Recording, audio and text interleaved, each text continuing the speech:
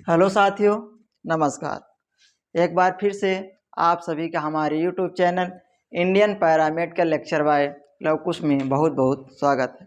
आशा करते हैं कि आप सभी स्वस्थ होंगे, तंदुरुस्त होंगे और अपनी पढ़ाई अच्छे से कर रहे होंगे।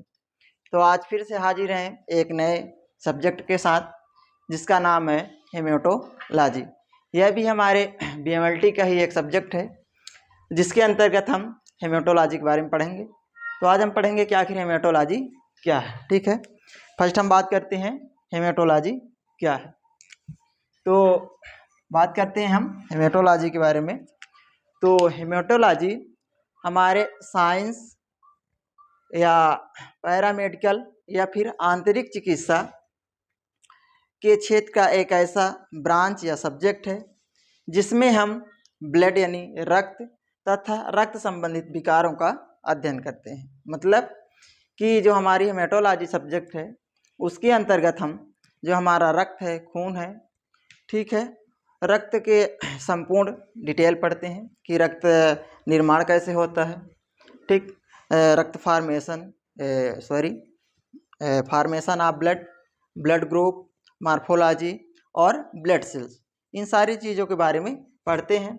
साथ ही जो हमारे ब्लड संबंधित डिसीज है उनके बारे में पढ़ते हैं। यदि हम बात करें ब्लड संबंधित डिसीज की तो हो जाती है हमारी एनीमिया, फिर होती है हीमोफीलिया, ल्यूकेमिया, लिफोमा और माइलोमा। इस तरह की जो बीमारी है हमारे रक्त संबंधित बीमारी है। यह बीमारी हमारे रक्त में होती हैं। यदि हमारे रक्त में किसी प्रकार का संक्रमण हो जाता है तो ये बीमारियां उस संक्रमण का कारण बनती। ठीक है, तो यदि हम इसे सिंपली डिफिनेशन के रूप में लिखना चाहें कि हेमेटोलॉजी क्या है, तो इसे हम अपने भाषा में भी लिख सकते हैं कि हेमेटोलॉजी हमारे साइंस या पैरामेडिकल या आंतरिक चिकित्सा के एक ऐसी ब्रांच या सब्जेक्ट है जिसमें हम ब्लड यानी रक्त तथा रक्त संबंधी विकारों का अध्ययन करते हैं। ठीक है, अब हम समझ लें ब्लड के बारे में इसमें क्या पढ़ेंगे।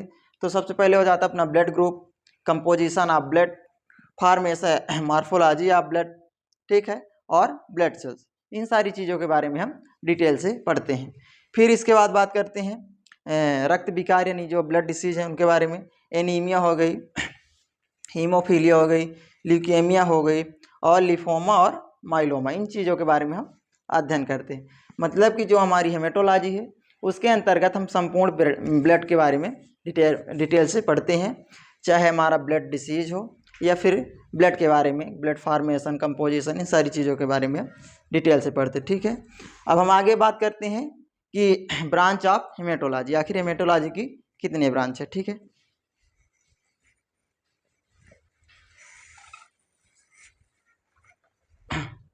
अब हम बात करते हैं एक छोटे से टॉपिक की, इसके बाद बात करेंगे ब्रांच के बारे में। तो ये है कि हेमेटोलॉजी का जनक किसे कहा जाता है। ठीक है, तो हेमेटोलॉजी का जनक ब्रिटिश सर्जन, एनाटोमिस्ट और फिजियोलॉजिस्ट विलियम हुसैन को कहा जाता है। इन्होंने रक्त की थक्का जमने की विशेषता की पहचान की तथा जो हमारी WBC होती है यानी लिक्विसाइड, उसके बारे में जानकारी दी। ठीक है, तो हेमेटोलॉजी के जनक किसे कहा जाता है? ब्रिटिश सर्जन, एनाटोमिस्ट, और इनका नाम है एनाटोमिस्ट। ठीक है, और इसके साथ एक और साइंटिस्ट थे, ये तो अपने सर्जन थे, और एक कौन है? फिजियोलॉजिस्ट, जिनका नाम क्या था? विलियम हुसैन। ठीक है, इन्होंने रक्त के बारे में, जो अपना रक्त थक्का, ब्लड क्लॉट, उसके बारे में बताया। ठीक ही बाद में उन्होंने WBC यानी लिक्विसाइड के बारे में जानकारी दी। ठीक है, अब हम इसके आगे पढ़ते हैं ब्रांच ऑफ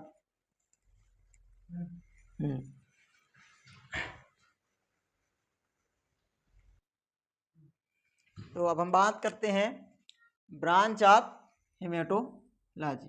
ठीक है, कि जो हमारी हेमेटोलॉजी की ब्रांच है कितनी है, हेमेटोलॉजी किन किन क्षेत्रों में कार्य करती है। ठीक है, तो जो ब्रांच हेमेटोलॉजी की है वह रक्त से संबंधित बीमारियों पर आधारित है। ठीक है, जो हमारी ब्लड डिसीज है उस पर आधारित है। उसके आधार पर हमारी जो ब्रांच है, कई ब्रांचों में बांटा गया है हेमेटोलॉजी के। लेकिन मैं यहाँ पे सिर्फ 5 ब्रांचों के बारे में बात करूँगा। ठीक, तो फर्स्ट हम बात करते हैं अपनी क्लिनिकल हेमेटोलॉजी। ठीक है, क्लिनिकल हेमेटोलॉजी के अंतर्गत हम रक्त संबंधित रोगों का उपचार करते हैं। ठीक है, रक्त संबंधित रोगों का पता लगाना तथा उनका उपचार करने बात करते हैं। ठीक है, सेकंड हम बात करते हैं लेबोरेटरी हेमेटोलॉजी। इसके अंतर्गत हम ब्लड संबंधित ब्लड सैंपल कलेक्शन हो गया और ब्लड सेल हो गई, इस टाइप के सारे जो कार्य होते हैं अपना लेबोरेटरी में ब्लड टेस्ट करना, इन सारी चीज़ों संबंधित कार्य किए जाते हैं। ठीक है, फिर हम बात करते हैं हेमेटोसिस्ट। यदि हम बात करें हेमेटोसिस्ट की, तो इसके अंतर्गत हम रक्त के थक्का जमना, जो हमारा ब्लड क्लॉट होता है, उसके बारे में बात करते हैं। रक्त स्त्राव जैसी बीमारियां, जैसे हीमोफीलिया जैसे बीमारियों की बात करते हैं। ठीक है, फिर हम बात करते हैं थ्रोम्बोसाइट। इसमें जो थ्रोम्बोसाइट होता है अपना, इसमें अत्यधिक जब रक्त का थक्का बनता है, उसके बारे में हम बात करते हैं। ठीक है, इसके बाद आता है हेमेटोपैथोलॉजी। ठीक, तो इसके अंतर्गत हम ब्लड से संबंधित बीमारियों के कारण और प्रभाव के बारे में पता लगाते। ठीक है, फर्स्ट हम बात करते हैं क्लिनिकल हेमेटोलॉजी। यदि हम बात करते हैं क्लिनिकल हेमेटोलॉजी का, तो इसके अंतर्गत हम ब्लड संबंधित डिसीजों का पता लगाते हैं। ठीक है, फिर हम बात करते हैं लेबोरेटरी हेमेटोलॉजी। इसके अंतर्गत हम लैब में ब्लड कलेक्शन, ब्लड स्टोरेज और अपना क्या होता है ब्लड संबंधित बीमारियों का पता लगाना और जो अपनी ब्लड सेल्स होती हैं उनके बारे में पढ़ते हैं। ठीक है, इसके बाद हम पढ़ते हैं हेमेटोसिस्ट। तो इसके अंतर्गत हम अपना जो रक्त का थक्का जमना हो गया, ब्लड क्लॉट हो गया, रक्त स्त्राव से संबंधित बीमारी जैसे हीमोफीलिया, इन चीज़ों के बारे में डिटेल में पढ़ते हैं। ठीक है, इसके बाद हम बात करते हैं थ्रोम्बोसाइट। थ्रोम्बोसाइट का अध्ययन तब हम करते हैं जब हमारा रक्त में अत्यधिक थक्का बनने लगता है, जल्दी थक्का बनता है, तब हम थ्रोम्बोसाइट के अध्ययन करते हैं। तो हमारे हेमेटोलॉजी के ब्रांच के अंतर्गत, मतलब थ्रोम्बोसाइट के अंतर्गत आता है। ठीक है, फिर हम बात करते हैं हेमेटोलॉजी पैथोलॉजी। तो इसके अंतर्गत हम रक्त संबंधित बीमारियों का पता लगाना, उनके प्रभाव, उनका निदान, इसके बारे में बात करते हैं। ठीक है, इसके बाद हमारा सेकंड टॉपिक है लेबोरेटरी ऑर्गेनाइजेशन, है ना, प्रयोगशाला संगठन के बारे में हम बात करेंगे। ठीक है,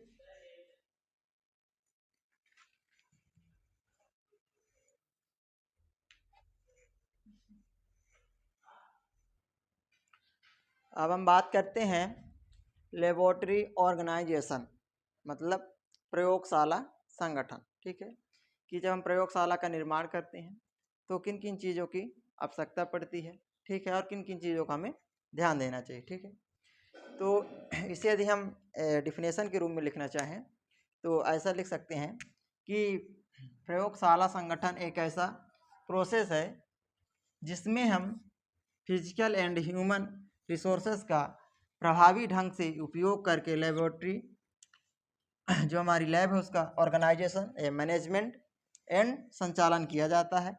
ठीक है, जिससे लेबोरेटरी वर्क एंड कैपेसिटी को बढ़ाने में मदद मिलती। ठीक है, कहने का मतलब कि जो हमारा प्रयोगशाला संगठन है, उसके अंतर्गत जो हमारा फिजिकल रिसोर्स होते हैं, जो ह्यूमन रिसोर्स होते हैं, उनका प्रभावी ढंग से उपयोग करके हमें अपने लैब को संचालन और मैनेजमेंट करना चाहिए। ठीक है, जिससे क्या होगा, जो हमारा लैब है, जो उसकी कार्य क्षमता है वो बढ़ेगी और जो हमारा रिजल्ट है वो उससे ठीक होगा। ठीक है, तो अब हम आगे बात करते हैं lab organisation, part of lab organisation, कि किन किन पार्टों से मिलकर बना होता है, किन किन चीज़ों का ध्यान देना चाहिए। ठीक है, अभी हमने क्या बात की, प्रयोगशाला संगठन, जिसमें बताया गया कि प्रयोगशाला संगठन एक ऐसा प्रोसेस या प्रक्रिया है जिसमें हम फिजिकल यानी भौतिक संसाधन, ठीक है, फिर बाद में ह्यूमन रिसोर्स यानी मानवीय संसाधन, ठीक है, जैसे कि स्टाफ हो गए, कर्मचारी हो गए, ठीक, और का प्रभावी ढंग से उपयोग करके जो हमारी प्रयोगशाला है उसका मैनेजमेंट करना और संचालन करना शामिल होता है। ठीक है, जिससे क्या होता है कि जिससे जो हमारा प्रयोगशाला वर्क है उसकी जो कैपेसिटी है, क्षमता है, वो ज़्यादा होती है। ठीक, और जो हमारे रिजल्ट होते हैं वो सही और सटीक होते हैं। ठीक है, अब हम आगे बात करते हैं नेक्स्ट।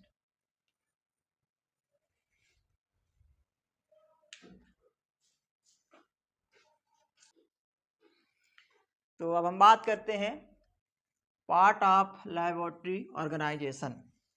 किन किन चीज़ों से मिलाकर हमारे लैब का निर्माण होता है, किन किन चीज़ों का हमें ध्यान देना चाहिए जिससे जो हमारा रिजल्ट है सही हो, सटीक हो, और किन किन चीज़ों का हमें ध्यान देना चाहिए। ठीक है, फर्स्ट हम बात करते हैं स्ट्रक्चर ऑफ लैबोरेटरी।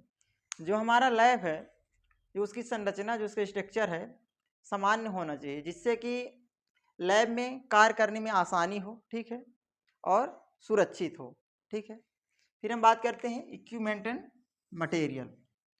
तो जो हमारे प्रयोगशाला में जितने भी प्रकार, लैब में जितने भी सामग्री उपयोग में ली जाती है, जितने भी उपकरण उपयोग में आते हैं, वो सभी चीज़ें अवेलेबल होनी चाहिए। ठीक है, जिससे हम अपने टेस्ट को परफॉर्म करने में किसी भी प्रकार की दिक्कत का सामना ना करना पड़े। ठीक है, जब सारे इक्विपमेंट एंड मटेरियल होंगे तो हम अपने टेस्ट को समय से परफॉर्म कर पाएंगे, साथ ही जो हमारा रिजल्ट है सही और सटीक होगा। ठीक, इसके बाद हम बात करते हैं स्टाफ ट्रेनिंग।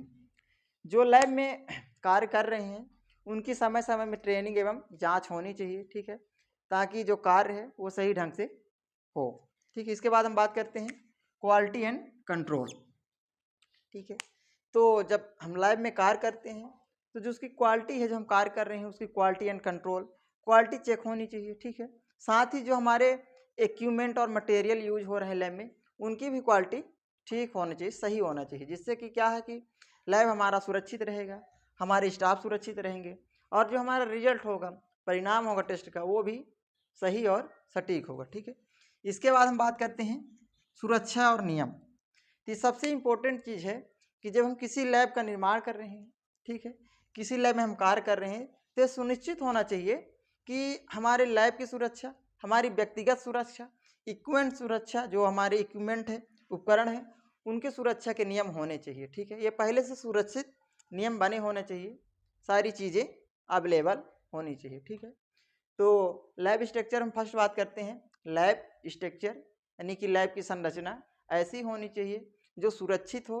तथा सरल हो, जिसे हम आसानी से कार्य कर सकें। ठीक है, सेकंड हम बात करते हैं इक्विपमेंट एंड मटेरियल।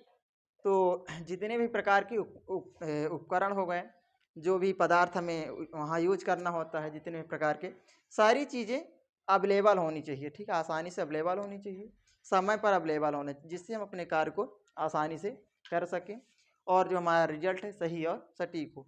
जब सारे इक्विपमेंट होंगे, मटेरियल होगा, तभी हमारा रिजल्ट समय से और सही सटीक होगा। ठीक है, फिर हम बात करते हैं स्टाफ ट्रेनिंग। तो जो हमारे स्टाफ होते हैं, कर्मचारी होते हैं, उनकी भी ट्रेनिंग होनी चाहिए बीच बीच में, ताकि जो हमारा कार्य सही रूप से संचालित हो सके। ठीक, इसके बाद हम बात करते हैं क्वालिटी और कंट्रोल। तो क्वालिटी कंट्रोल मतलब क्वालिटी का चेक होना चाहिए कि हम किस किस क्वालिटी का इक्विपमेंट यूज कर रहे हैं, किस क्वालिटी का मटेरियल यूज कर रहे हैं। ठीक है, इससे क्या होगा कि जो हमारे लैब है उसकी कार्य की जो क्षमता है बढ़ेगी, और अपना जो रिजल्ट है वो सही और सटीक होगा। ठीक है, इसके बाद हम बात करते हैं सुरक्षा और नियम।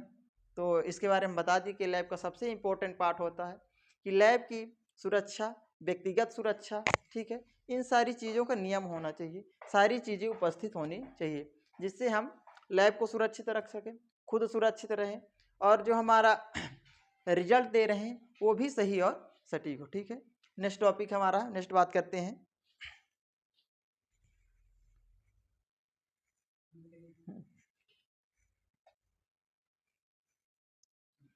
तो अब हम बात करते हैं lab safety and equipment. Lab की सुरक्षा और जो हमारे उपकरण हैं उसमें बात करते हैं। तो उसके अंतर्गत हमारा दो चीज़ आती हैं। फर्स्ट होती है पर्सनल सुरक्षा, फिर सेकंड होती है लैब की सुरक्षा। तो हम बात करते हैं पर्सनल सुरक्षा यानी व्यक्तिगत सुरक्षा के बारे में। तो जो इसके इक्विपमेंट होते हैं पर्सनल सुरक्षा के इक्विपमेंट, इसके बारे में बात करते हैं। जैसे कि हमारे हो गए चश्मे, लैब कोट, ग्लव्स, मास्क और बंद जूते। जब हम लैब में कार्य कर रहे हैं तो ये जो सुरक्षा इक्विपमेंट है इनका यूज करना चाहिए। फर्स्ट हमें चश्मे लगाए रहना चाहिए, क्योंकि क्या होता है कभी कभी हम कोई प्रयोग करते हैं तो उससे हानिकारक किरणें निकलने लगती हैं, गैस निकलने लगती है जो हमारी आंखों के लिए खतरनाक हो सकती है, तो उसे हम चश्मे का यूज करना चाहिए, ठीक है। सेकंड, लैब कोट अपनी अपरन पहननी चाहिए, ठीक है। अपना ग्लव्स भी पहनना चाहिए, मास्क और बंद जूते, ये सभी हमें व्यक्तिगत रूप से सुरक्षा प्रदान करते हैं, ठीक है। सेकंड हम बात करते हैं इक्विपमेंट और अन्य इक्विपमेंट की बात करते हैं। तो फर्स्ट होता है हमारा वेंटिलेटर हुड, ठीक है। इसका कार्य होता है यदि हमारे लैब में किसी भी प्रकार की गैस का रिसाव होने लगा, ठीक है, जब हम कोई प्रयोग कर रहे हैं तो किसी प्रकार का भाप बन रहा है, तो ये जो वेंटिलेटर हुड होता है उसको अपने अंदर खींच लेता है, ठीक है। सेकंड हम बात करते हैं नेत्र प्रतिक्षालन और आपातकालीन सावर जैसे अग्निशामक यंत्र, ठीक। तो हमें लैब में क्योंकि हम प्रयोग कर रहे हैं तो कभी कभी कभार ऐसा हो जाता है, कोई विस्फोट हो जाता है, कहीं पे आग लग जाती है, तो हमें लैब में आपातकालीन अग्निशामक यंत्र जिससे हम आग को कंट्रोल कर सके, ठीक है। फिर होता है खतरनाक सामग्री की लेबलिंग। तो लैब में है आप प्रयोग कर रहे हैं तो वहाँ पे ऐसे बहुत सारे खतरनाक केमिकल होते हैं जो हमारे लिए हानिकारक होते हैं, सबके लिए हानिकारक होते हैं, तो उनकी हमें लेबलिंग करना चाहिए। उनमें एक लेबल लिखा होना चाहिए, चिपकाया होना चाहिए, जिससे पता चले कि किस प्रकार का केमिकल रखा हुआ, ठीक है। अब हम आगे बात करते हैं व्यक्तिगत सुरक्षा के उपकरण के बारे में, उनमें डिटेल से बात करते हैं, ठीक है। तो अब हम बात करते हैं पर्सनल सेफ्टी इक्विपमेंट यानी व्यक्तिगत सुरक्षा के उपकरण, ठीक है। तो फर्स्ट बात करते हैं हम सुरक्षा चश्मे और फेस शील्ड कवर। जैसा कि हमने बताया कि चश्मे का लैब में कार्य करते वक्त हमें चश्मे का यूज करना चाहिए। फेस शील्ड है ना, अपने चेहरे को कवर करना चाहिए, ठीक है, जिससे हमारे चेहरे में किसी भी प्रकार का रिएक्शन ना हो, किसी केमिकल का असर ना हो, ठीक है। सेकंड हम बात करते हैं लैब कोट। लैब कोट भी एक सुरक्षा काम करती है, जिससे कि हमारे ऊपर किसी भी प्रकार का केमिकल गिर जाता है, फिर कोई संक्रमण मटेरियल गिर जाती है, तो उससे पता चल जाता है कि क्या हुआ, ठीक है। सेकंड हम बात करते हैं दस्ताने। दस्ताने पहनने से हम संक्रमण, जो हमारे संक्रमण पदार्थ होते हैं या फिर जो हानिकारक केमिकल होते हैं, उनसे हम सीधे कांटेक्ट आने से बचते हैं, ठीक है। ये हमारे हाथों की सुरक्षा करता है, ठीक है। फिर हम बात करते हैं बंद जूते। तो हमें लैब में कार्य करते वक्त जूतों का उपयोग करना चाहिए, ठीक है। यदि मान लीजिए हमें कार्य करते वक्त किसी भी प्रकार का केमिकल फर्श में गिर गया या फिर कोई इक्विपमेंट टूट गया, उसके कांच फर्श में रहते हैं, जिससे कि ये हमारे पैरों की केमिकल और कांच से सुरक्षा करता है, ठीक है। तो ये सारे हमारे व्यक्तिगत सुरक्षा के उपकरण है, ठीक है। आगे हम बात करते हैं इक्विपमेंट ऑफ लैब। तो अभी हमने बात की पर्सनल सेफ्टी इक्विपमेंट के बारे में। अब हम बात करते हैं लैब इक्विपमेंट एंड मेंटेनेंस, ठीक है। जो हमारे लैब के इक्विपमेंट हैं उनके हम रख रखाव के बारे में बात करते हैं, ठीक है। तो सबसे पहले हम बात करते हैं एमरजेंसी इक्विपमेंट के बारे में, कि लैब में जो एमरजेंसी इक्विपमेंट होते हैं तो उनमें कौन कौन से इक्विपमेंट आते हैं। हमारा हो जाता है नेत्र प्रतिचालन, वेंटिलेशन हुड, ठीक है, और अग्निशामक यंत्र। ये जितने भी प्रकार के इमरजेंसी इक्विपमेंट होते हैं उनकी देख रेख तथा उनकी जांच नियमित रूप से किया जाना चाहिए, ठीक है, कि ये जो इक्विपमेंट है कार्य कर रहे हैं ठीक से या नहीं कर रहे हैं, तथा इनका रख रखाव लैब में ऐसी जगह पर होना चाहिए जिसे हमें आपातकालीन स्थिति में ज़्यादा इधर उधर भटकने की ज़रूरत ना हो, जल्दी से हमें अवेलेबल हो, ठीक है। फिर हम बात करते हैं वेंटिलेशन हुड की। तो वेंटिलेशन हुड अवेलेबल होना चाहिए। ये क्या करता है कि यदि मान लीजिए कि हम लैब में कोई प्रयोग कर रहे हैं, फिर कोई टेस्ट कर रहे हैं, तो कभी क्या होता है किसी भी प्रकार का विस्फोट हो सकता है या फिर कोई गैस रिसने लगती है, केमिकल रिएक्शन के कारण कोई गैस बनने लगती है, तो जो वेंटिलेशन हुड होता है उस खतरनाक गैस को अपने अंदर खींच लेता है, ठीक है। फिर बात करते हैं सुरक्षा लेवल एंड साइनेज। तो आप जानते होंगे कि लैब में कई भी प्रकार की खतरनाक चीज़ें होती हैं, ठीक है। तो जितने भी खतरनाक चीज़ें और इक्विपमेंट है उनमें एक लेबल होना चाहिए जिससे पता चले कि यह जो हमारा इक्विपमेंट है, जो मटेरियल है, किस प्रकार का है, कितना खतरनाक है, ठीक है। इसके बाद आता है मेंटेनेंस यानी रख रखाव।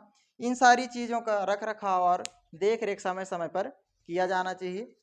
जिससे ये पता चलते रहे कि ये सभी चीज़ें इमरजेंसी में, आपातकालीन स्थिति में। अभी हमने बात की lab safety, lab equipment and maintenance, ठीक है। तो आज के हमारे टॉपिक थे, फर्स्ट हमने किसके बारे में बात की, हेमेटोलॉजी, कि हेमेटोलॉजी क्या है, उसके ब्रांच के बारे में बात की, ठीक है। सेकंड हमने बात की ऑर्गेनाइजेशन ऑफ लेबोरेटरी, ठीक है, कि जो हमारा लैब है किन किन चीज़ों से मिलकर बनता है और किन किन चीज़ों की आवश्यकता होती है। फिर हमने बात की सेफ्टी एंड लैब इक्विपमेंट, तो जो हमारे लैब के सुरक्षात्मक उपकरण हैं उन सारी चीज़ों के बारे में पढ़ा, ठीक है। इन सारी चीज़ों का भी हमने बोर्ड पे समझाया, अपने लेवल पर जितना मुझसे हो सका, जितना मेरे समझ में आया मैंने समझाया। यदि इसमें कहीं पे कुछ मिस हुआ हो तो आप वीडियो में कमेंट करें, ठीक है, आपके कमेंट का ध्यान दिया जाएगा, ठीक है, और जो भी गलती होगी उसे सुधारने का प्रयास किया जाएगा, ठीक है। लास्ट में आपको वीडियो के लास्ट में नोट्स मिल जाएगा साफ सुथरे, जहाँ से देखकर आप अच्छे से पढ़ सकते हैं, नोट बना सकते हैं, ठीक है। Thank you.